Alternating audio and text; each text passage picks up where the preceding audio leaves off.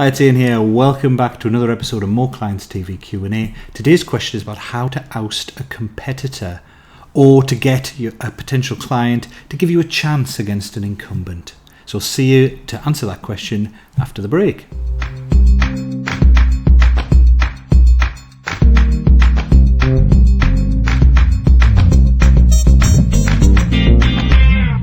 Welcome back. So today's More Clients Q&A, asking anything about marketing and sales question is from Helen, and it's when you have an appointment to see a prospect or you're calling them to try and get an appointment and you know they already have suppliers working with them on certain elements of services that we can help them with, how do we best persuade them to have a conversation with us and give us a try instead? Well, I think the answer is it's very difficult to persuade them in that meeting, and the issue is one of risk. So if you're delivering high-value services, as almost everyone who's watching this video is, the big concern of your client is not necessarily the price. It's because that service is usually an intrinsic part of the success of their business or their life. What happens if it goes wrong? So with an incumbent, even if they're not doing a brilliant job, at least they're a safe pair of hands. They're kind of seen here. Now, even if you are better than that incumbent, because they don't know you, there's a high degree of risk involved. So you could be that bad, maybe you're that good, etc. So in order for them to switch across to you from here to here, they've got to kind of see you as being much, much better. Otherwise, it's not worth the risk.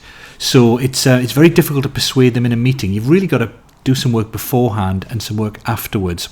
I'll describe what I mean. There are really two strategies to it. The first is what I call the iPod strategy. And that's really about defining a clear microservice, a small part of what you do that's a safe switch for them. So rather than trying to get someone to switch all the services they're doing with an incumbent over to you, which is high risk, focus on one small service they can switch over, which is much less risk. So the idea there being that, if you're going to overcome that risk premium, you've got to be perceived as much, much better than the incumbent. Very difficult to do across everything. In fact, impossible. It's just not believable.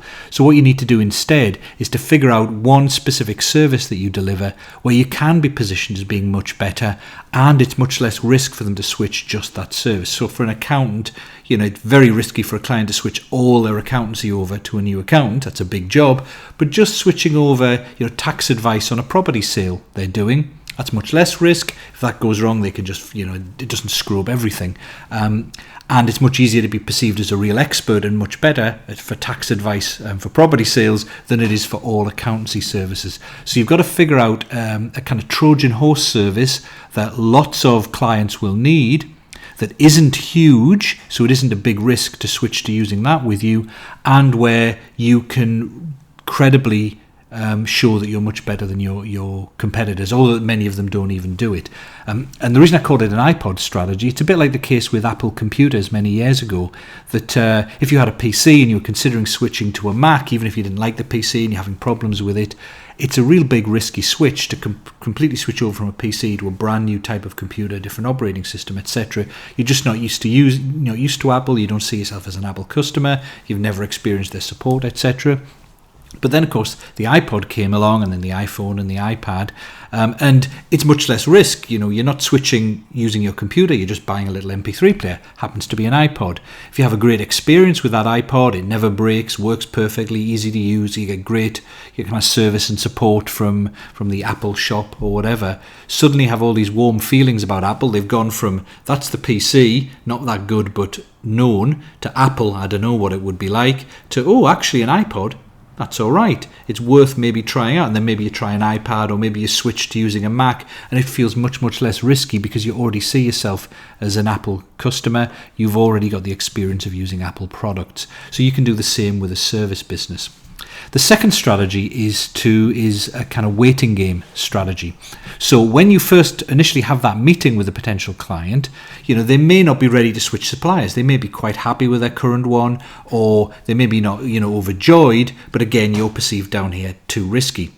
So the thing to think about there is the reason that most people leave their existing supplier is either because they might screw up at some point and the perception goes down like that, or usually it's just apathy from the existing supplier. Most of the surveys say most people leave their existing suppliers because they just haven't paid enough attention and taken enough care of them. So gradually their perception kind of decreases over time, And when it hits a tipping point, you want to be there as the first person they think of as an alternative.